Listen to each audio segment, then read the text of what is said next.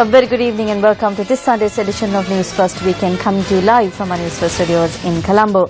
I'm Arundhati Mudanayaka. Here's a look at the stories making headlines this evening. Why is the government tight-lipped over the reappointment of Mohundan Kanage as the CEO of ICTA?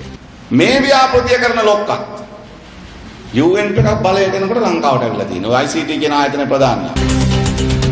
World Cup winning cricketers who have come into SLC should rectify its administration or else they should resign. A statement from former captain Arjuna Ranatunga. Aravinda Asanga Sanath ඇතුළු සියලුම දෙනා මේ cricket ක්‍රීඩාවේ වරදක් වෙනවා නම් ඒ වරද එක්ක හදන්න ඕනේ එහෙම නැත්නම් එතනින් ඉවත් වෙන්න ඕනේ. A group of Canadian parliamentarians and business delegates arrived in the island. From the frying pan into the fire, the risk of landslides for the people of the Blackwood estate in Haputale continues.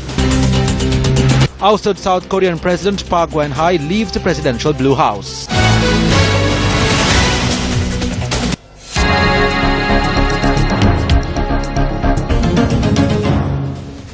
The Madin Full Moon Poetry program under the Sadaham Yatra, the Ham Sermon Service series, took place at the historic Unagala Vehera Rajamahawihare today. The program was held under the auspices of President Maithripala Sirisena. The sermon was delivered by Venerable Kukulpane Sudhasithero. The First Lady Jayanthi Sirisena, as well as a number of political figures, attended the Dhamma sermon. The President laid the sacred relics in the chamber of the Unagala Chaitya that was renovated under the Pibidemu Polonnaruwa Rajarata Navodaya program. The restoration of the stupa was initiated in December by the Department of Archaeology under the supervision of the President. Meanwhile, the President engaged in an inspection tour of the construction site of the Polonnaruwa Kidney Hospital. The hospital is being constructed at the 28th mile post in close proximity to the Polonnaruwa General Hospital. The project is being carried out with funds provided by the Chinese government. The Prime Minister's office has issued a statement that a presentation on the topic, the civil service of the future, will be made for senior public servants on the 15th of March at the auditorium of the Prime Minister's office. Representatives of McKinsey Consultants Andrew Grant and Seelan Singham will be the speakers at this event. The statement reads that McKinsey Consultants hold global experience in civil service reorganization and reorientation. Incidentally, the government has dealt with McKinsey and Company on several prior occasions and has faced strong protest as a result of these dealings. Recently, the government reached an agreement with the Malaysian office of McKinsey and Company to establish a central project management unit of the Policy Development Office. This is done at a cost of $2.3 million. German car maker Volkswagen has signed a memorandum of understanding to explore a partnership with an Indian car manufacturer targeting the subcontinent region and beyond. However, earlier this year, Prime Minister Ranil Wickremesinghe claimed that Volkswagen was not investing in Sri Lanka as the car maker was facing a global crisis. I recently saw the institution known as Newsfirst reporting that Volkswagen had not invested in the Western Automobile Assembly Company. It was pointless going there. If they had come to me, I would have said so. When this was introduced in 2015, we said that there must be investment from Volkswagen. Then, at the end of 2015 and the beginning of 2016, Volkswagen was facing a major international crisis and was under investigation. So the government said, do not take an investment from Volkswagen. As per the Memorandum of Understanding with India's Tata Motors, the manufacturers will jointly develop auto components and vehicles for the Indian subcontinent and beyond. Indian media reported that the announcement comes as both automakers look to hit the reset button in India after falling behind more nimble rivals. The government's code of silence surrounding the appointment of Mohundan Kanage as the CEO of the Information and Communication Technology Agency, or ICTA, drew criticism from activists at various events held today.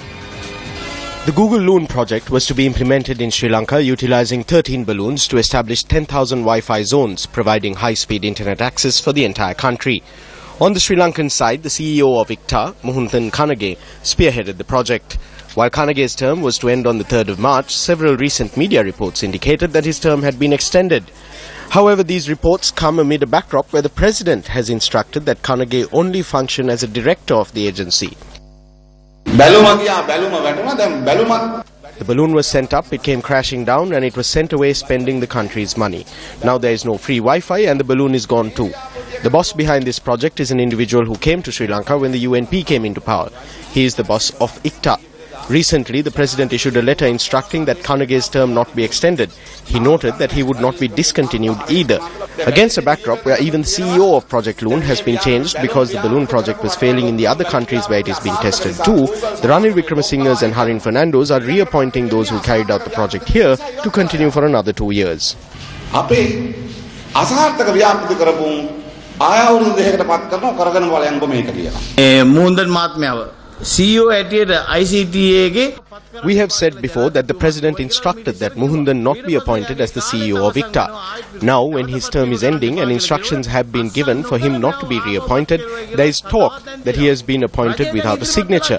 The government must now come forward and explain this, that there are accusations against this person, that there is a problem here and that his term will not be extended. When such matters are reported through the media, the government must come forward and either confirm whether the reports are correct or incorrect and clarify the steps that they have taken to the people. This is the government's duty.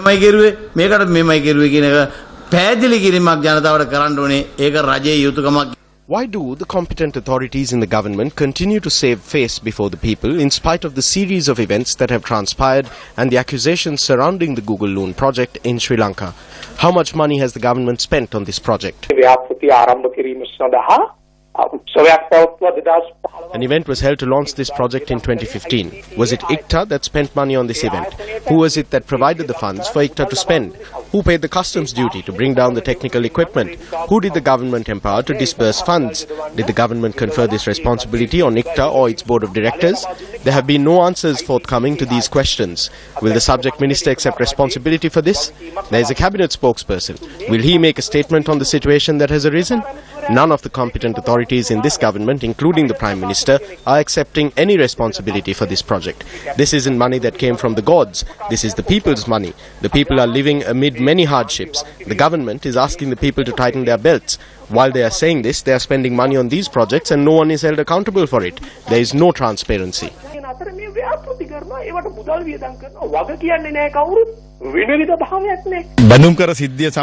I was the first to lodge a complaint with the Bribery Commission over the bond incident. When I informed this to the media at the time, the media asked me whether I was not afraid to clash with the government just after it has been formed. I went there fearlessly. Now that voice has carried across the country. The media too uncovered much information on this issue, and that was good. When the media exposes it to us, we carry it forward. We will not allow for any form of fraud or corruption to be covered up. We will bring it to the surface. It does not matter which government is in power or whether it was on a large scale then and a smaller scale now. It is wrong and we will stand against it.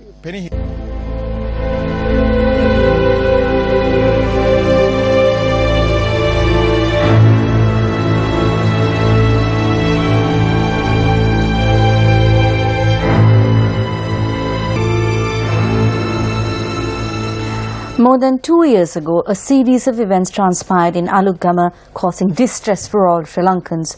1,000 days have elapsed since the clashes that claimed the lives of 4 people. A tense situation which broke out close to a Muslim mosque in the Valipiti area in Alugama on the 15th of June 2014 spread to the entire area. 4 people were killed in the incident, while several others sustained injuries. A few even lost a limb. Following the incident, the police said 20 police teams were appointed to investigate the incidents which took place in Alugama, Beruala and Valipanna areas. Meanwhile, on the 8th of July 2014, then opposition leader and current Prime Minister Ranil Wickramasinghe said in Parliament that the reports of the post-mortem examinations of the deceased have cast serious doubts. The Prime Minister said at the time that while residents claimed that the victims were shot and killed, the post-mortem reports contradicted these claims as it suggested that the victims died of severe lacerations. While this matter was brought up during the run-up to the 2015 presidential elections, it was promised that an independent investigation would be held in this regard. Implementing the law and revealing the truth is the responsibility of a country. It is the responsibility of the government to create an environment where racist groups cannot carry out such acts. We would like to tell this government not to forget the promises it made when acquiring power in the country.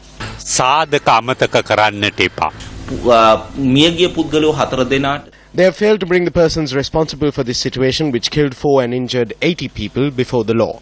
Firstly, persons involved in this should be brought before the law and punished. Secondly, compensation should be paid to those who were affected by this.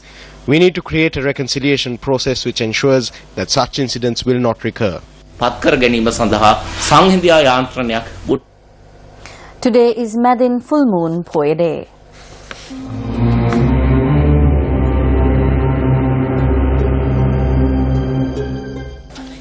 It was on a Madin Full Moon Poya Day that Lord Buddha, along with 20,000 disciples, walked from Veluvanarama to visit his father King Suddhodana, relatives and friends of the Sakya clan. This is Buddha's first visit to his relatives since Abhinishkramanaya. Buddhists in Sri Lanka consider the Madin Full Moon Poya Day as the Sri Pada Poya. A special Buddha Puja was held before the Buddha statue at the Sri Sakya Malakya opposite the Capital Maharaj organization today as well. 3 MPs from Canada have arrived in Sri Lanka as part of an all-party delegation for an official visit. The Canadian parliamentarians are accompanied by a business delegation comprising of 22 entrepreneurs who are looking into helping the diaspora to invest into Sri Lanka. We are going to visit Colombo, Jaffna, Trincomalee and also to Kandy, and then we'll be back here. And we're going to be here for 6 days, and we have brought about 22 entrepreneurs. They are very keen in investing and hope we will start doing our work with the Sri Lankan government and the Sri Lankan people. We are here because we are following up on actually our foreign minister Stefan Dion was here last year, and he had met with the president and the prime minister, and he had advised us that it is important that Canada and Sri Lanka build stronger ties so that they can help Sri Lanka rebuild its economy. They want to ensure that whatever peace negotiations through the UN resolution is kept in place. The parliamentarians will be meeting President Maithripala Sirisena and Prime Minister Ranil Wickremesinghe, as well as other ministers in Colombo, before heading to Jaffna to meet with the Chief Minister of the Northern Province, C.V. Vigneswaran. The delegation will conclude their trip after visiting Kandy and Trincomalee.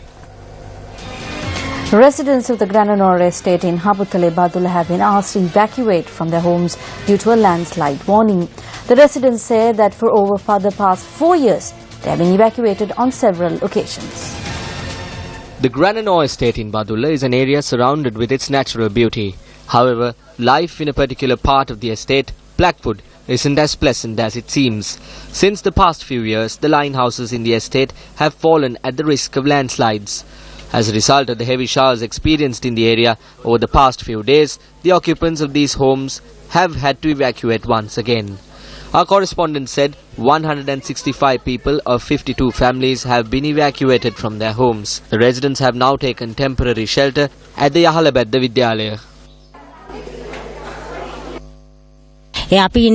Water flows from underneath our homes. We constantly fear that our homes will collapse. We were told that we would be provided with homes, but nothing has happened as yet. The locals say that even though they have been living under these threatening conditions for nearly 4 years now, no official or respondent has taken any measure to provide them with lands or homes. They've been telling us for nearly 5 years that houses will be constructed, but nothing has been given. We only hope that at least this year, they will give us a place of a home. Politicians have been lying to us for 4 years. They take our vote and then mind their own businesses while we suffer. We cannot live with our children here. Nothing has been done for us to date. They said lands and homes would be given, but that has not happened. All they do is lie. We are humans too. We need to live as well, don't we? When inquired about the matter, Director General of the Disaster Management Centre, G.L.S. Senadira, said that measures would be taken in this regard after receiving the reports from the National Building Research Organisation. Prime Minister Ranil Wickremesinghe participated in an impromptu interview on the sidelines of the 138th Battle of the Blues between Royal College and St. Thomas's College in Colombo last evening. This is what he had to say. Now sir, you have come so far, you are now the Prime Minister. What will be your next move? Since you are now the Prime Minister, what will be your next move? Please tell the people, they want to know, sir. Next move is to stay in power. Next move, left power. Right. So, you know, when UNP came into power, they said they were going to give a balloon, a Wi-Fi balloon and Google balloon. What happened to the balloon, sir? Balloon will come, Wi-Fi will come, lot of other things will come. All right, because somebody said, sir, can't we put a condom and send the balloon up again? No, man, we can't put condoms and send it up because we haven't got enough pieces that are coming out now. Oh, right. Sir, other thing, now this Yahapalana came into power, no, sir? Now, sir, they have a boss and there was a lot of people who did good things to this country. Yeah, so people are asking, sir, a lot of people want this, so wanted me to ask you, what have you done and when are they going to be brought to justice? You know, so one day they have to be brought to justice. What is happening, sir? We are still waiting for this. You said when you are coming, you will get this man in, that man in. All the men are still not in. Only we are in. So please tell, sir, what is going to happen? Do you want to know about that? Yeah, thank you. Sir, give us honest answer, sir. Please, sir. What is happening? Yes, sir. What are we going to do with the people who did harm to our beautiful nation, Sri Lanka? We are investigating. We are going to court. And we are allowing the lawyers to make money. It is then there another? Right, okay. So finally, as lawyers have been big supporters of our party, so we can't let them down. Yeah. So we are very proud that your role is, and you are the Prime Minister of this country. The final question, sir, will Sri Lanka ever come out of this rut and one day become a nation that we can be proud of during your tenure, sir? We will do it, don't worry. Thank you very much. Thank you. Let us give a big hand to the Honorable Prime Minister. Thank you. The opening of the Beralihalla Parakrama Seva Piyasa in Pisamaharama took place under the auspices of Minister Sajith Premadasa. The Parakrama Seva Piyasa is being constructed under the 15,000 Gamin Gamata Dorin Dorota program. Officers or field officials who provide public services will be housed in one location. The behavior of politicians over the past few days proves to every preschool child and adult in the country that what this particular group of people are trying to do is to create chaos and conspiracies to halt the country's victorious journey by inciting various issues. He is the ordinary man who has to face the repercussions of this. It is the silent majority of this country who are displeased and disgruntled by the shameless behavior in Parliament. Therefore, dear friends, it is important that the public representatives who are appointed by the very vote of the public should send out a good message to the people.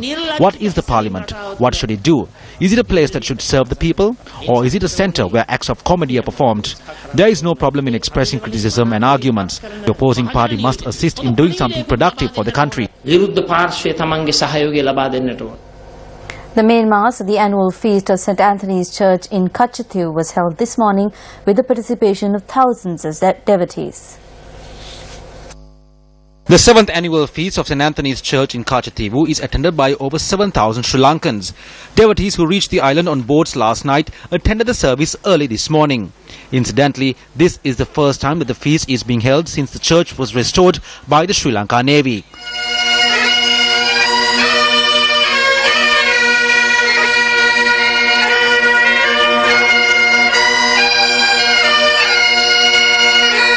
The Mass was held under the auspices of Father Joseph Jayaratnam, Vicar General of the Diocese of Jaffna. The Sri Lanka Navy says that the number of devotees attending the feast has increased to 7,000 from 4,000 last year. However, South Indian devotees have boycotted the feast this year. The feast was also attended by the top brass of the Sri Lanka Navy, including Navy Commander Vice Admiral Ravindra Vijay Gunaratne. After 3 days, the festivities here in the island of Katchathivu has come to an end. Now, earlier today, we had the main high mass to celebrate the feast of the St. Anthony Shrine located here on the island. The mass was presided over by the Vicar General of the Jaffna Diocese and also saw the participation of the Navy Commander as well as many other high-ranking officials representing the Tri-Forces.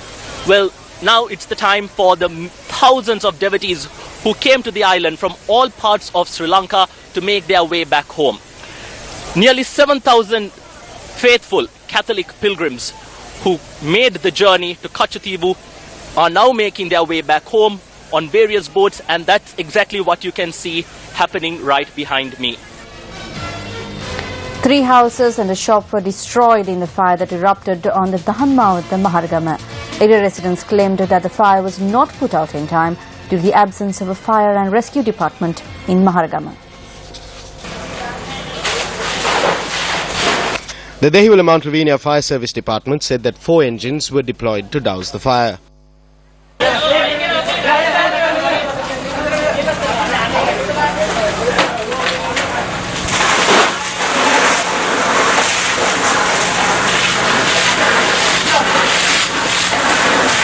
The Grama Niladhari has been instructed to provide shelter and other facilities for the 3 affected families. Our correspondent said that several other houses have also sustained minor damage due to the fire.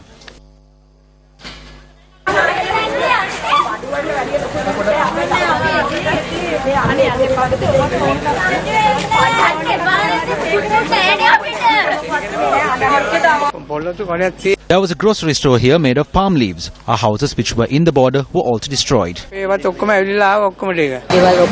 Around 5 houses were destroyed. We don't have anything left. It's not the first time. We have a lot of business centers here. A shop caught on fire recently as well. The only thing we lack in Maharagama is a fire brigade. It will be useful. 1 person was killed and another injured when a section of a building under construction in Colombo 3 collapsed this evening. Police said both men had been rushed to the Colombo National Hospital following the incident, but that one of the victims had succumbed to his injuries at the hospital. The deceased was an 18-year-old youth from Nurelia.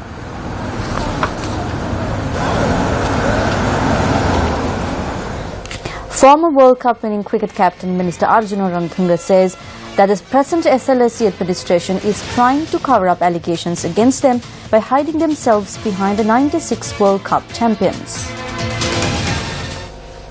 Minister Arjuna Ranatunga expressed these views while attending a religious function at a temple in Udugampala this morning.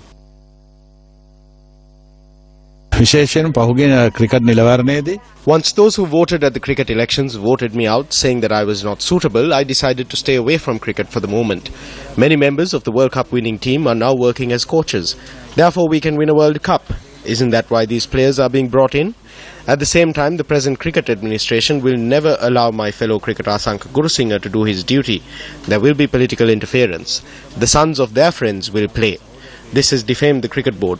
One thing that I have noticed is that they try to hide their weaknesses by using former players. But I state with responsibility that all these players, including Aravinda, Asanka and Sanat, must act if something wrong is taking place. If not, they should remove themselves from there. ක්‍රීඩාවේ වරදක් වෙනවා නම් ඒ වරද එක්ක හදන්න ඕනේ එහෙම නැත්නම් එතනින් ඉවත් වෙන්න ඕනේ.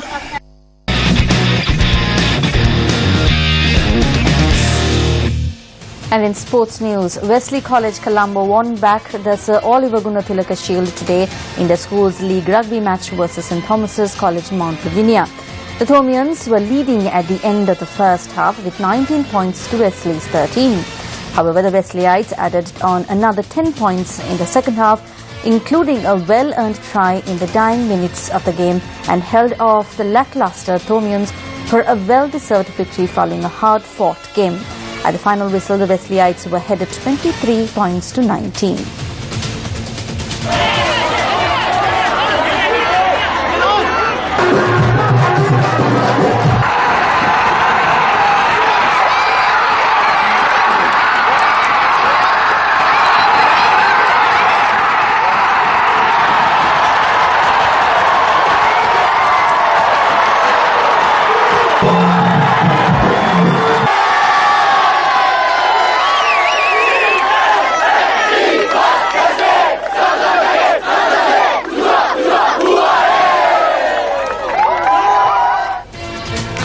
Schools rugby powerhouse Isipatana College Colombo held off St. Anthony's College Katugastata to record another victory at Havelock Park.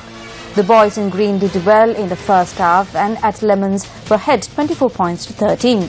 However, a fierce rally from the Anthonians late in the second half stunned the Greenlands boys, who eventually recovered to hold on to their lead.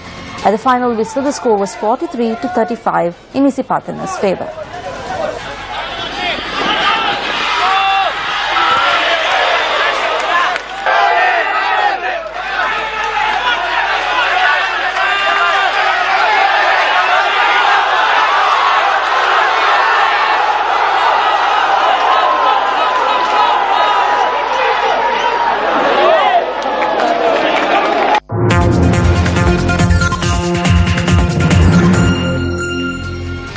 Rehearsals for Virtuosi in concert organised by the Symphony Orchestra of Sri Lanka were held in Colombo today.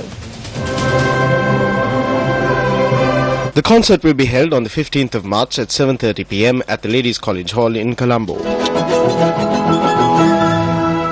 is my first time with the SOSL, the Sri Lankan Symphony Orchestra, and we played the Beethoven Triple Concerto, which is a very unique piece with orchestra and trio.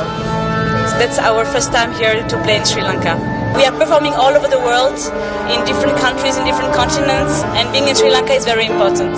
My 8th time in this wonderful country that I love very much, and it's such an honor for me personally, but also for Valentin and Shani. We are so proud to perform here for the first time the triple concerto for Valentin and me with the Sri Lankan Orchestra. I'm the second time here in this country. I came here I think 2 or 3 years ago and we played trio together with Shani and Gabriel, and I love this country and I'm very, very proud and happy to make this wonderful music in this country for the people of Sri Lanka. Well, with that we wrap up tonight's edition of Weekend Countdown News. Thank you very much for joining us. Have a great week ahead of you. Good night.